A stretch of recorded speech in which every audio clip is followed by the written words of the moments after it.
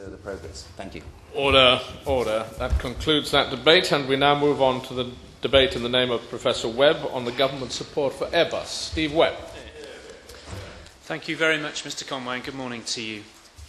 Mr. Conway, I'm grateful that this debate, which was originally scheduled just at the end of the previous parliamentary session and was unable to take place owing to the prorogation of Parliament, delighted that Mr. Speaker has been able to select this subject for debate today. And in many ways it's even more pressing now, those few weeks later, for Airbus, for many hundreds and I suspect thousands, not only of my constituents, but those of my constituency neighbour, the Honourable Member for Bristol North West, and I think other Honourable Members who are here today who represent other plants where Airbus is based. And Mr. Conway, by way of preface, I want to say today that Airbus is a success story. And it's very easy, I think, when, as airplane manufacturers do from time to time, go through turbulent times, if you'll pardon the expression, that it's easy for momentum to get behind some of the bad news stories and to lose the context of what a success story Airbus is. And it was a pleasure to see the Minister herself at the Filton plant of Airbus on Monday, and I'm grateful to her and to my constituency neighbour for enabling me to take a full part in that visit. And I know she will have found that Airbus has an awful lot to be proud of. And it might be worth just saying one or two things about that to begin with, just to set the context for my remarks today, Mr. Conway. And although I'll be talking mainly today about civil aircraft manufacture, obviously the A400M military transporter is an important part of the work at Filton, and the Minister, I know, saw for herself that manufacturing process actually in action, and I will be asking her some particularly detailed technical questions later about the manufacture of the wing, just to see if she was listening very carefully. But Mr. Conway, joking apart, the order book for Airbus is over 2,000 aircraft.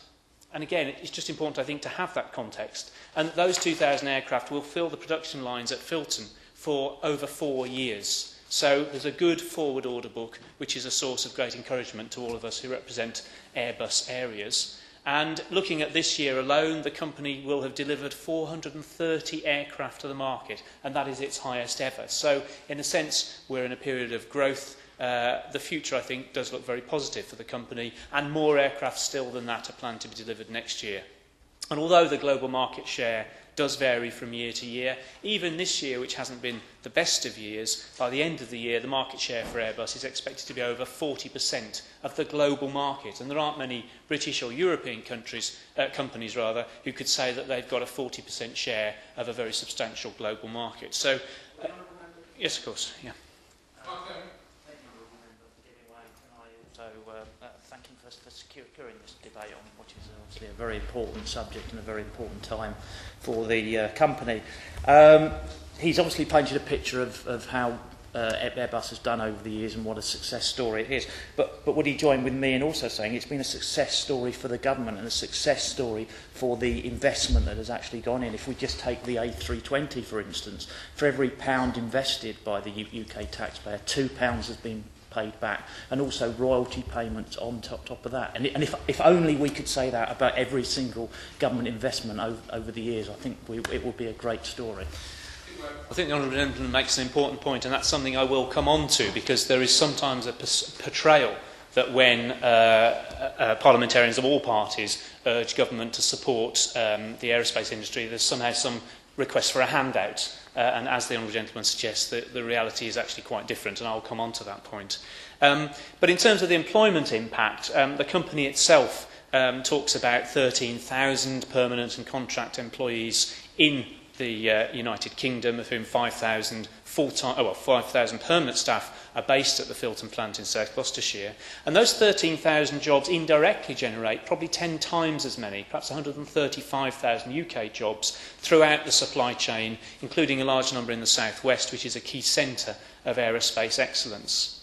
And obviously the A380, which I think we're not allowed to call the Super Jumbo, but you know what I mean, the A380 has had some troubled headlines recently, but it's worth again remembering that over £7.5 billion of work on the A380 is being placed with UK companies so far, and that the first A380, despite the talk of delays, will actually be delivered within 12 months of today.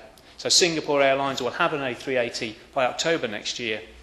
13 will be delivered the following year, 25 the year after that, and at full production in 2010, we'll be talking about 4 aircraft per month. And when you see the size of these things, you start to realise that may not sound very much, but that's one huge output. And again, just to put a more positive perspective on some of the concerns about the A380, as recently as the 26th of October, Qantas announced that it had placed firm orders for 8 more A380s. The chief executive of Qantas said that that increased the airline's commitment to 20 aircraft to be delivered over the period from 2008 to 2015. And he said, and I quote, "Our decision to increase our order has been made after an extensive review of the recent problems at Airbus and the delivery schedule delays of the A380. So I think, again, it's worth saying that even despite some of the difficulties that there have been, there is still a lot of confidence among the airlines in a unique product. And the company itself is trying to tackle the problems that have been caused by the delays through what it calls its Power 8 programme, a cost-saving programme, reducing overheads, trying to be more lean and efficient. And clearly the company, therefore, is trying to get its own house in order as well, and obviously we must welcome that.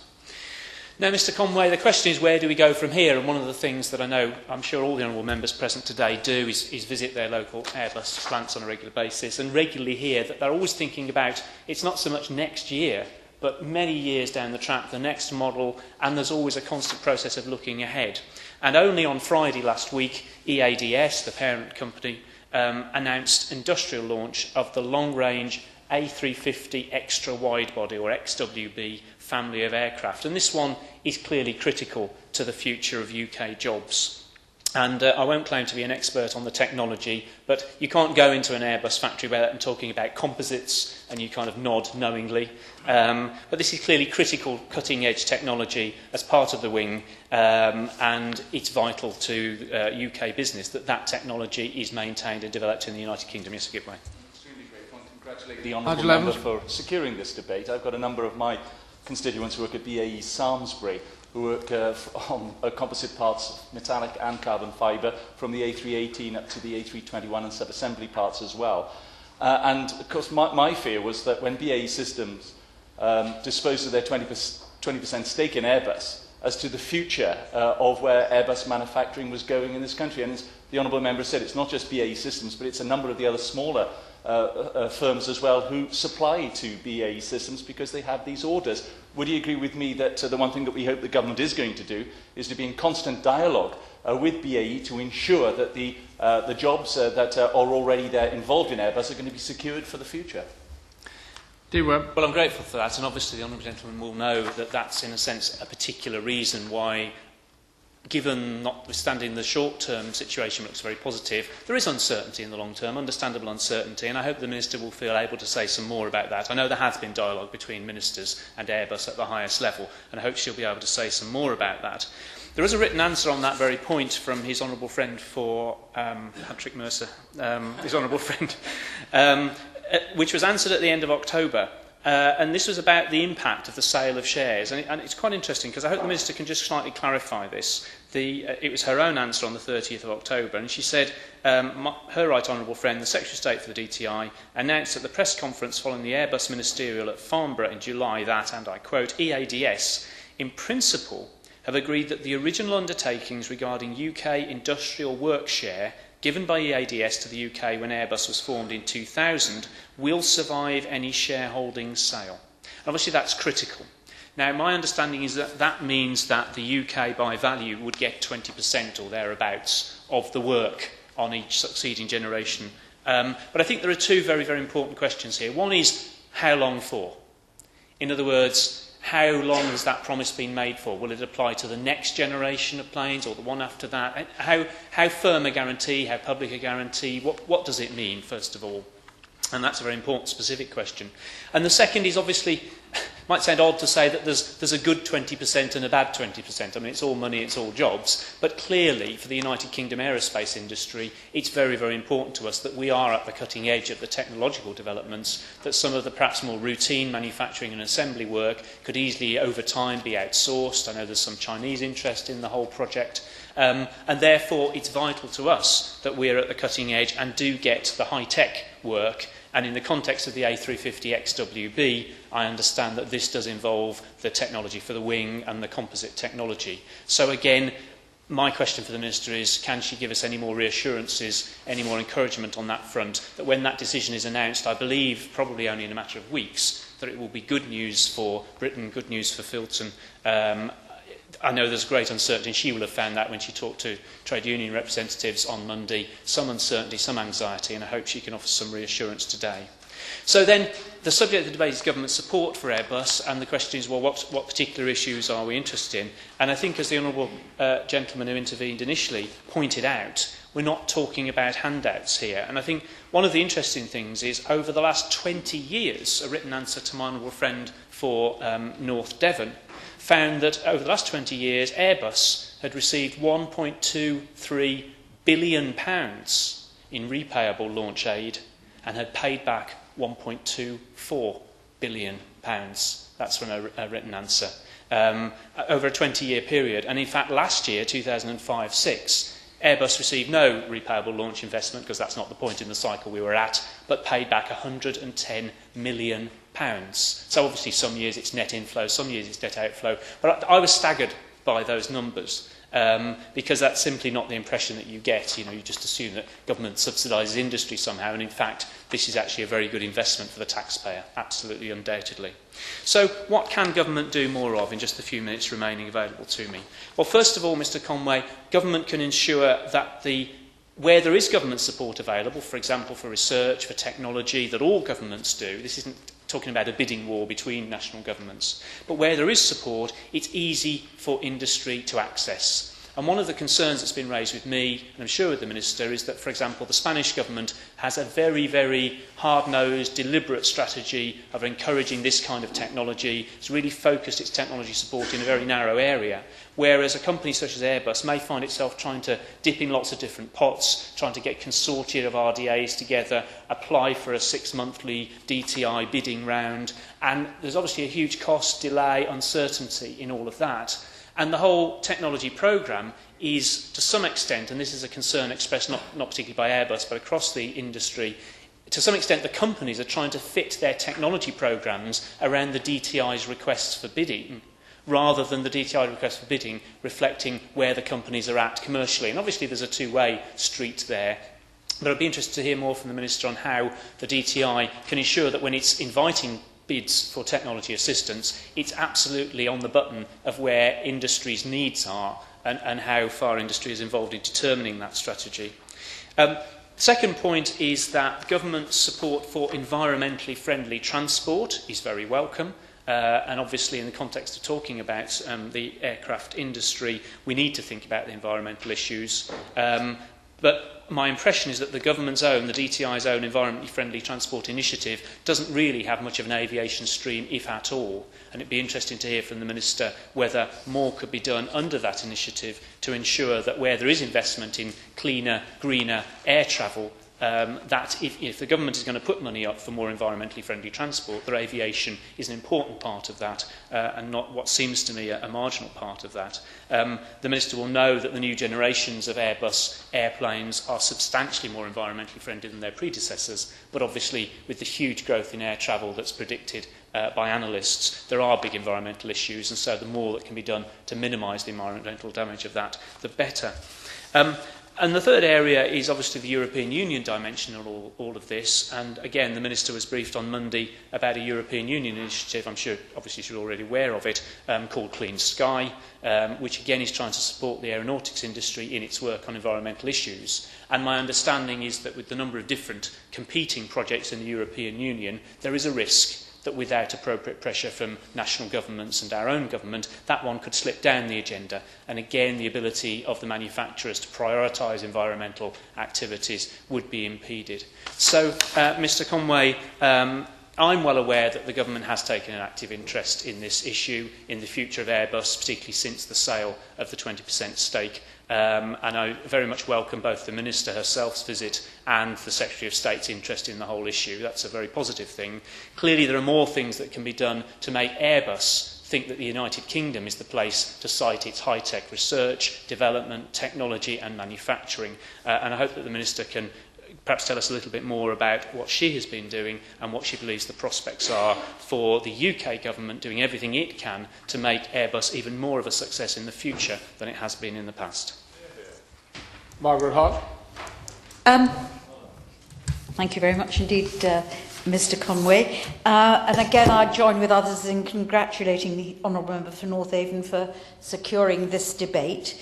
And I can't let the debate pass without actually also paying enormous tribute to my two honourable friends, the member for Bristol North and Aileen and Deeside, for the work that they've done in supporting the aerospace industry, in particular in supporting the Airbus capacity that exists within their own constituencies. And I know particularly, I have endless conversations with both of them around the present and the future for Airbus capacity, the Airbus presence in their constituencies. And I know that they spend a lot of time visiting both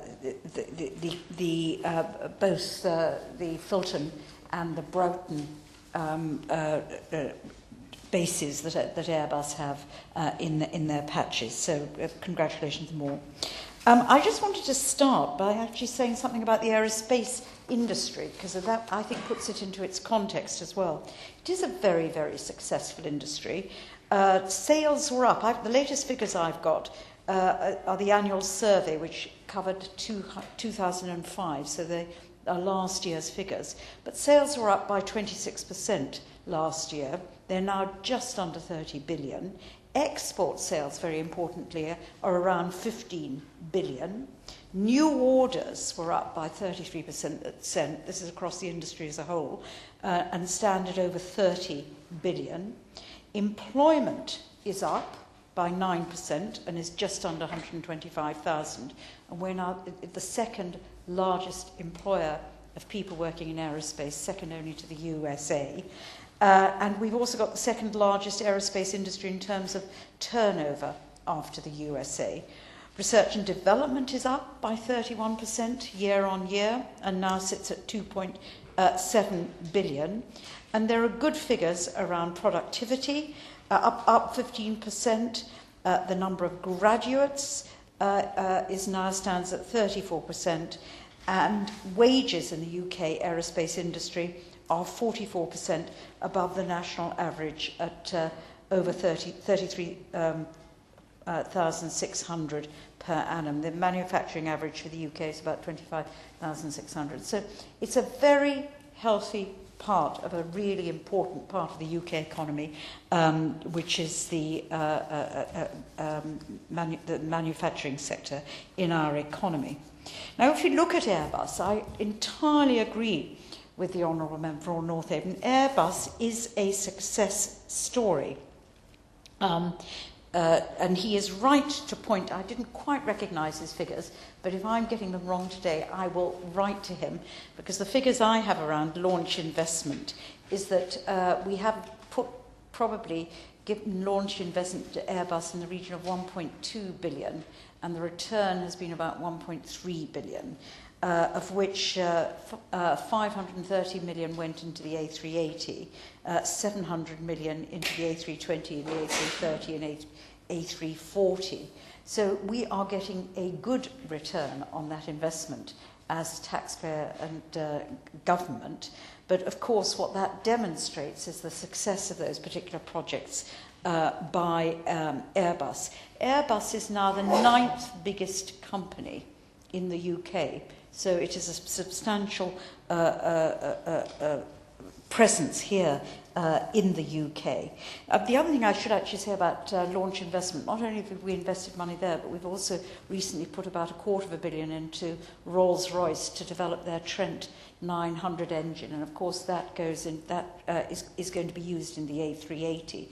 And it's really pleasing to see that we reckon, I think on figures given to us by Airbus, that about 40% of the total value of the A380 will be produced directly in the UK. And if you look further at the A380, there is something like 400 UK companies that benefit either directly or indirectly from the development of this new aeroplane. And whilst we, as he, regret that has been delayed. I agree with him that the long-term prospects for the plane look good, and as he has done, I welcome particularly the recent news that Qantas has added to its order for Airbus for the A380, for a number of the A380. Like him, I also welcome the announcement that we had last week that Airbus intends to go ahead with an extra wide body aeroplane, the A350 XWB. And like him, that the development there of the composite technology in relation to particularly the wings, which are of particular interest to us here in the UK, is absolutely crucial, not just for the aerospace industry, actually not just for ensuring that we get more environmentally friendly aeroplanes being built, because composite technology on the whole ought to lead to lighter aircraft and therefore more environmentally friendly aircraft. But also composite technology of itself has huge repercussions right across all sectors of manufacturing. And we do take it seriously, which is why we're investing out of our technology strategy £30 million, which is quite a hefty sum, on a national composite network. We see that as an absolutely key element for future investment. So we welcome that announcement, and clearly we're in discussions to ensure that the UK gets its fair share, particularly around the development, both the development of the technology in relation to the wings, but also then in the production of the wings. And we think it makes absolute sense for those two to be developed together here in the UK. You can't divorce the technology from the production. And for us, the long-term development of that technology has repercussions not just for civil aircraft, but also for defence aerospace capacity here in the UK. So we are very, very strongly thinking about that. He asked me a number of questions, first of all around what our Secretary of State had agreed with EADS over the position of Airbus following the sale of the BAE shares. And an agreement was reached in Farnborough in principle around a number of issues. First of all was the transfer of undertakings given to BAE by EADS when Airbus was first created. Those undertakings have now transferred to the UK government. There isn't a time limit on them, and clearly they will be subject to sort of commercial good sense over time. But there was a clear commitment by EADS to transfer those undertakings. The other commitments in principle, which we're now discussing in detail with EADS, are a transparency mechanism in EADS decision-making, so that we can ensure that everything that is done is pretty open. We also had an agreement in principle to establish our Research and Development Centre here in the UK for EADS, and we're pursuing the details of that agreement in principle. We had an agreement in principle for a UK national, not a government appointee, but a UK national, to sit on the EADS board, and we thought that was important given the sale of the BAE shares. And we also secured from EADS a commitment to consider giving secondary listing on the London Stock Exchange. And that is, again, something that they have agreed to give consideration to. So those are the 5 considerations. I'm very grateful. That's very limited time. Could you just clarify this business about the 20% share? Because I may simply have misunderstood the nature of what was agreed. Has EADS said that Britain will continue to get 20% of the work? Is there any guarantee of that sort, and if so, for how long?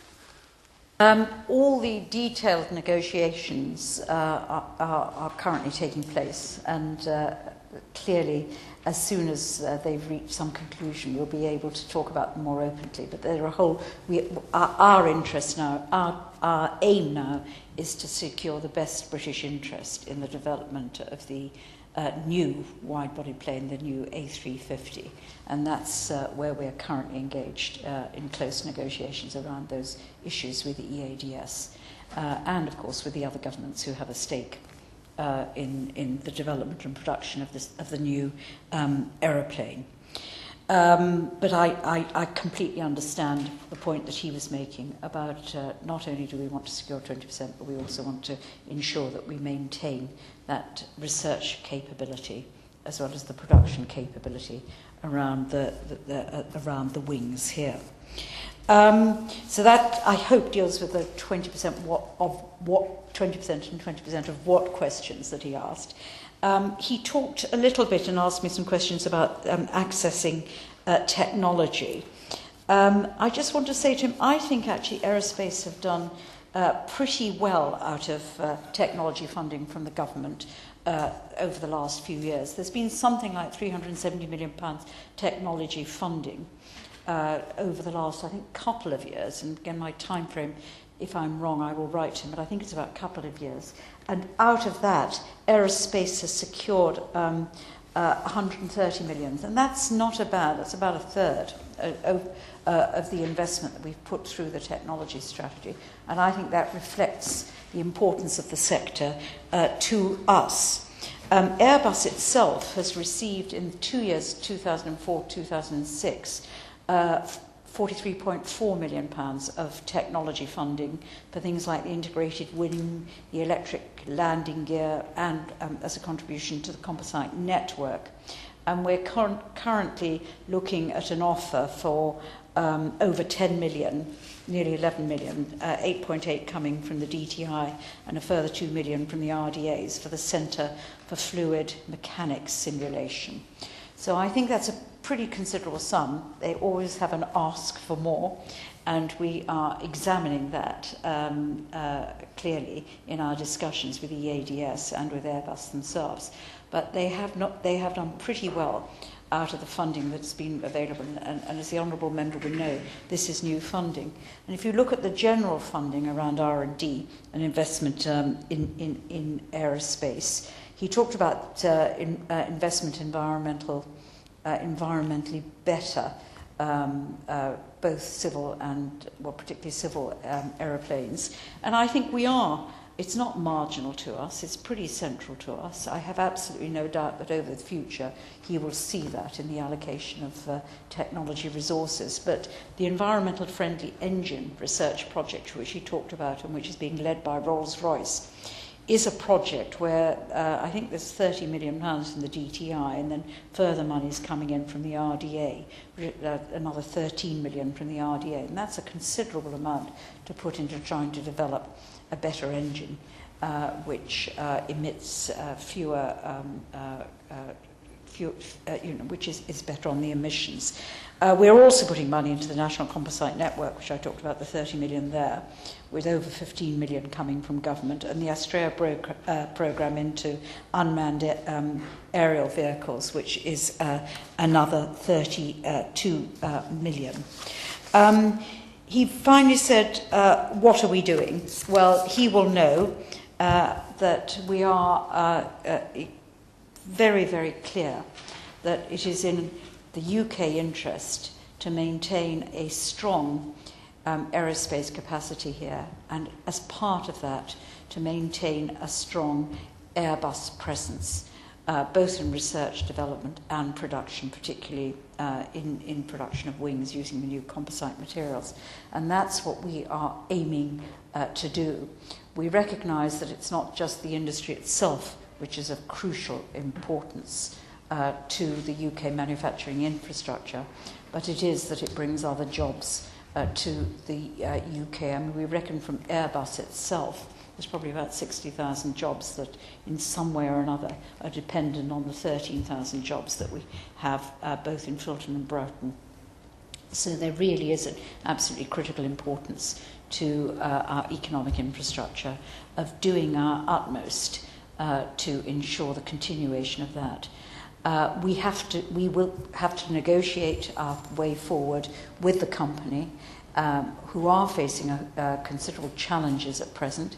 I agree with him that I feel the company has a long-term, very good future, and if we can see it through the immediate problems that it's facing and work with the company and with the other countries who have an interest in ensuring a good European aerospace capacity to compete with the American capacity, I think we will, that will be of benefit to both ourselves and to the company.